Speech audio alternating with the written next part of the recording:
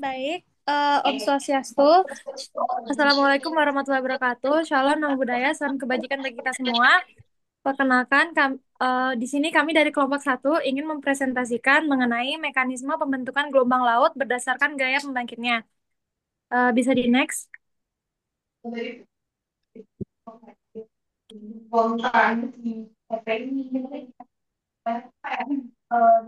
Bisa di next.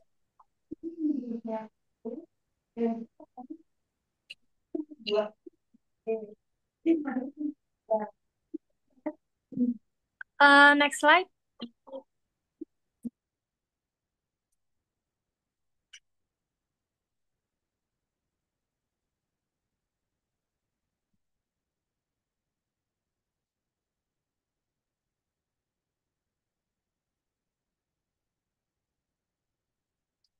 Berikut anggota kelompok kami ada Donna Sanofiana, Natalia Friskila, Niketutika Wulandari, Bernadetta Hernika Putih, dan saya sendiri Sabita Radina. Bisa di next slide?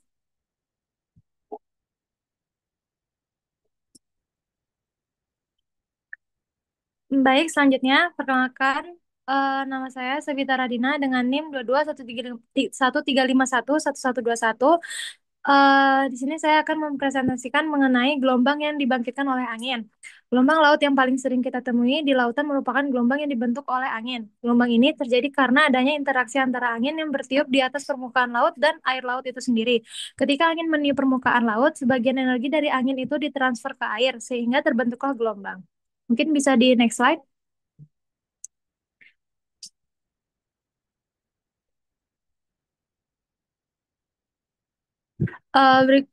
Selanjutnya ada proses pembentukan gelombang ini terjadi secara bertahap. Yang dimana pertama ada capillary wave atau gelombang kapiler yang merupakan tahap awal terbentuknya gelombang. Gelombang kapiler berukuran sangat kecil dan biasanya hanya terlihat seperti riak kecil di permukaan air. Gelombang ini terbentuk ketika angin mulai meniup permukaan laut dan menimbulkan getaran kecil. Lalu ada sea atau gelombang laut. Jika angin terus bertiup, maka gelombang kapiler akan tumbuh menjadi lebih besar dan lebih kuat. Pada tahap ini, gelombang disebut sebagai sea. Gelombang ini masih dipengaruhi langsung oleh angin dan bisa terlihat acak dan tidak teratur. Lalu yang ketiga ada swell atau gelombang degradasi, yang dimana setelah angin berhenti atau bergerak ke daerah lain, gelombang tetap terus bergerak. Gelombang yang sudah tidak lagi dipengaruhi oleh angin disebut swell. Gelombang swell ini bergerak lebih teratur dan bisa menjalar jauh hingga ke pantai, bahkan meskipun tempat asal anginnya sudah sangat jauh. Bisa di next slide?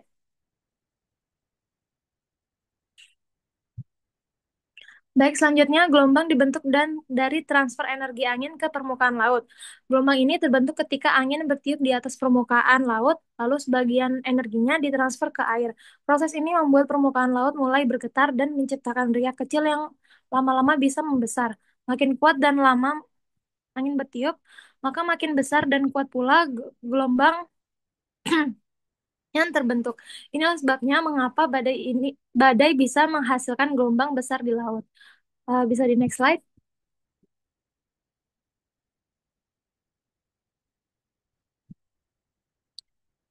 Berikut ada gelombang yang dibangkitkan oleh angin. Gelombang yang dibentuk oleh angin ini memiliki peran penting dalam berbagai aspek kehidupan kelautan. Misalnya yang pertama ada pelayaran, perikanan, abrasi, dan abrasi pantai. Pelayaran yang dimana gelombang besar bisa membahayakan kapal, sehingga pelaut perlu memahami kondisi gelombang untuk keselamatan perjalanan.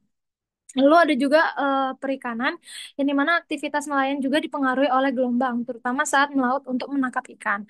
Lalu yang terakhir itu ada abrasi pantai, yang dimana gelombang yang terus-menerus menghantam pantai bisa mengikis daratan, lalu menyebabkan abrasi atau pengikisan pantai. Mungkin bisa di next slide.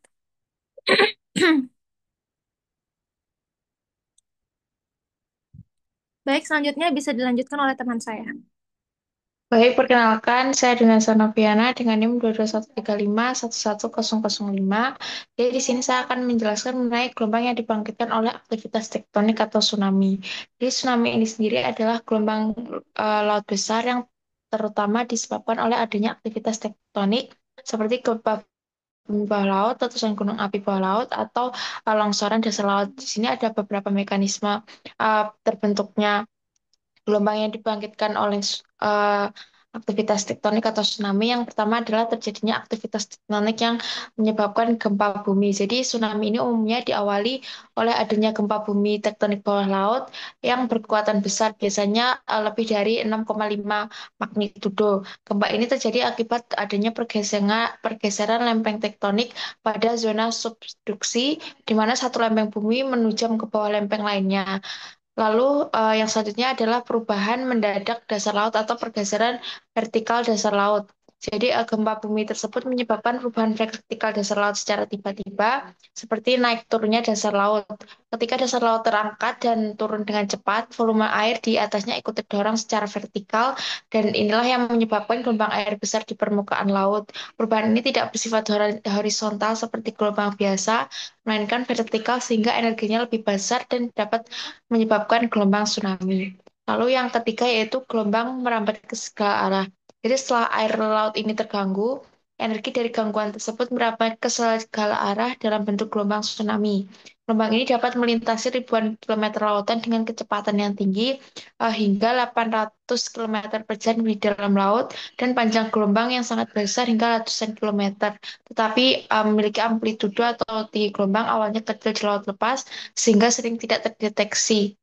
Lalu untuk keempat yaitu pendekatan ke wilayah pesisir atau soiling effect yang biasanya didapatkan oleh eh, orang-orang yang berada di pesisir itu saat gelombang tsunami mendekati pantai dan memasuki perairan yang lebih dangkal akan terjadi kecepatan gelombang yang menurut akibat gesekan dasar laut, panjang gelombang yang memendek, energi gelombang terkompresi ke atas sehingga tinggi gelombang meningkat secara drastis.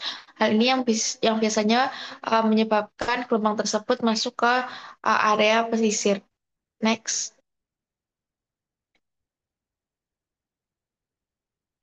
Kemudian untuk dampak yang dirasakan di daratan atau di wilayah pesisir itu, ketika mencapai pantai sudah dapat menyebabkan banjir besar, kerusakan infrastruktur, hilangnya nyawa dan juga harta benda.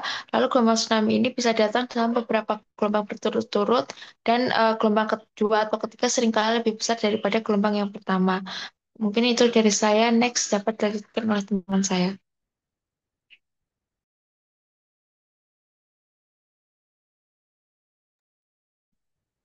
Baik, selanjutnya perkenalkan saya Berita Nika Putri Setiawan dengan NIM 22135111047. Saya akan menjelaskan terkait mekanisme gelombang laut akibat gaya gravitasi atau biasa disebut dengan pasang surut. Penyebab utama hal ini adalah gelombang pasang surut terjadi karena tarikan gravitasi bulan dan matahari terhadap massa air laut di bumi, di mana bulan dan matahari menarik air laut dengan gaya gravitasi. Karena laut berbentuk cair, gaya ini menyebabkan permukaan laut menonjol di titik-titik tertentu, menciptakan pasang. Bulan memberi pengaruh lebih besar daripada matahari karena jaraknya lebih dekat ke bumi. Kemudian ada gaya tarik bulan terhadap air laut lebih kuat, di mana meskipun matahari jauh lebih besar, daya tarik dari bulan lebih kuat terhadap air laut karena kekuatan gravitasi sangat dipengaruhi oleh jarak. Maka pasang surut lebih dipengaruhi oleh posisi bulan yang dekat dengan bumi. Kemudian gaya ini menciptakan dua tonjolan air laut. Satu menghadap bulan karena efek dari gravitasi dan satu lagi di posisi berlawanan dipengaruhi oleh adanya gaya sentrifuga sistem bumi bulan. Kemudian mekanisme terjadinya eh, gelombang laut akibat gaya gravitasi ini sendiri dimulai dengan adanya gelombang pasang surut eh, oleh adanya tarikan gravitasi bulan dan matahari terhadap massa air laut di bumi dengan bulan sebagai pengaruh utama. Kedua, tarikan ini membentuk dua tonjolan air laut di sisi bumi yang menghadap bulan dan sisi berlawanan akibat gaya sentrifugal. Kemudian, rotasi bumi membuat setiap lokasi di permukaannya bergantian melewati area pasang dan surut dua kali sehari. Tonjolan air ini menjalar sebagai gelombang panjang ke pesisir dan dapat memicu gelombang pasang masuk sungai atau tidal burn di muara sempit. Pasang surut juga memicu gelombang internal dan osilasi laut dalam yang berperan penting dalam pencampuran massa air dan sirkulasi laut global, di mana pasang surut ini penting untuk diteliti karena berpengaruh kepada pelabuhan atau navigasi, perikanan, reklamasi dan pesisir, dan juga bisa berguna bagi energi laut seperti pembangkit listrik. Selanjutnya, saya akan dilanjutkan oleh teman saya. Next. Baik, perkenalkan nama saya Nikita Wulandari dengan NIM 22135110210. Di sini akan melanjutkan tentang gelombang internal.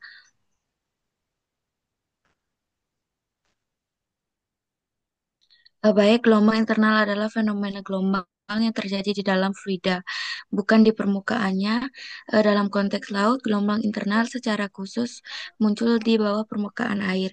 Mereka terbentuk di antara lapisan-lapisan air yang memiliki perbedaan densitas kerapatan yang signifikan. Perbedaan densitas ini sering disebabkan oleh variasi suhu, termoklin, atau salinitas haloklin. Pada keadaan yang berbeda, lapisan-lapisan ini bertindak seperti permukaan di mana gelombang dapat berpotensi mirip dengan bagaimana gelombang permukaan bergerak di antara air dan udara. Untuk dampak dan pengaruh, gelombang internal memiliki beberapa dampak penting terhadap lingkungan laut. Yang pertama itu adalah pencampuran vertikal air laut, kemudian transport nutrien di kolom air, dan terakhir ada pergerakan massa air di bawah permukaan laut, di bawah permukaan. Untuk yang pertama, pencampuran vertikal air laut, yang dimana saat gelombang internal bergerak dan pecah, mereka menghasilkan turbulensi yang signifikan, yang dimana turbulensi ini mendorong pencampuran air secara vertikal, membawa air dari satu lapisan ke lapisan lain. Proses ini sangat penting untuk mendistribusikan panas oksigen dan karbon dioksida di seluruh kolom air. Kemudian untuk yang kedua ada transport nutrien di kolom air, yang dimana pencampuran vertikal yang disebabkan oleh gelombang. Gelombang internal juga berperan besar dalam transport nutrien, di mana nutrien yang melimpah dari dekomposisi bahan organik, yang melimpah di lapisan bawah, seperti dari dekomposisi bahan organik, dapat diangkat ke lapisan permukaan yang lebih terang, di mana mereka tersedia untuk fotosintesis oleh fitoplankton yang merupakan dasar dari rantai makanan laut. Maka dari itu sebaiknya bahan organik dari permukaan juga dapat diangkut ke bawah. Kemudian untuk yang terakhir yakni pergerakan massa air di bawah permukaan. Untuk gelombang internal dapat memicu pergerakan massa air yang besar di bawah permukaan. Ini bisa mempengaruhi arus laut dalam distribusi sedimen, dan bahkan mempengaruhi operasi kapal selam atau peralatan bawah air, peralatan bawah air lainnya, yang dimana pergerakan ini bisa sangat kuat, terutama di area dengan topografi dasar laut yang kompleks. Mungkin sekian dari saya, dilanjutkan oleh teman saya.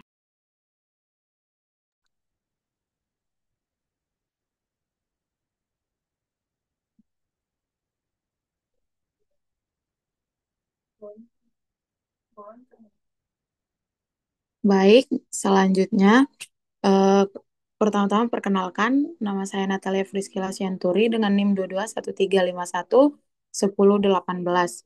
Yang akan saya jelaskan adalah gelombang yang dibangkitkan oleh perubahan tekanan atmosfer atau meteor tsunami. Meteor tsunami sendiri adalah gelombang laut yang mirip dengan tsunami yang dihasilkan oleh perubahan tekanan atmosfer yang cepat, yaitu di atas atau sama dengan 1 sampai 5 hektopascal dalam hitungan menit. Sering meteor tsunami ini sendiri juga sering dikaitkan dengan gangguan atmosfer seperti depan dingin, gelombang gravitasi, squall atau badai mesoskal. Kemudian untuk proses pembentukan dari meteor tsunami ini sendiri adalah diawali dengan gangguan tekanan, kemudian ada resonansi, yang dimana resonansi ini sendiri terbagi atas dua, yaitu Prodman resonance atau kecepatan tekanan sama dengan kecepatan gelombang laut. Kemudian ada Greenspan resonance pada gelombang tepi di pesisir. Yang ketiga untuk pembentukannya adalah amplifikasi lanjutan atau shoaling, pantulan, resonansi teluk, dan harbor. Next.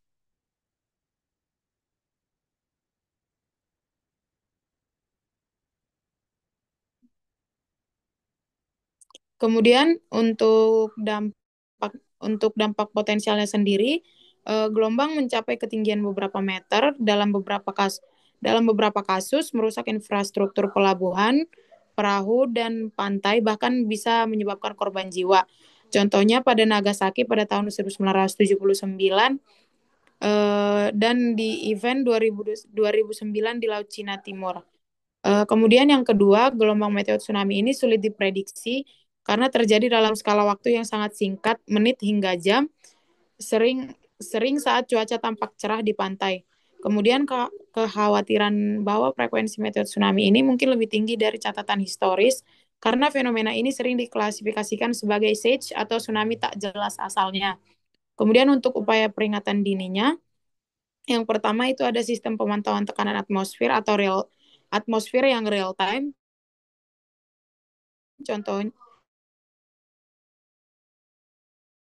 Contohnya adalah monitoring yellow propagasi udara yang memperkirakan potensi meteor tsunami.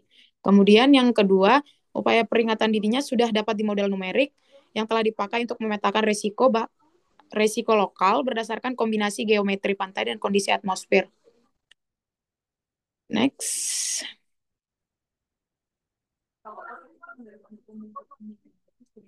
Baik, sekian presentasi dari kelompok 1.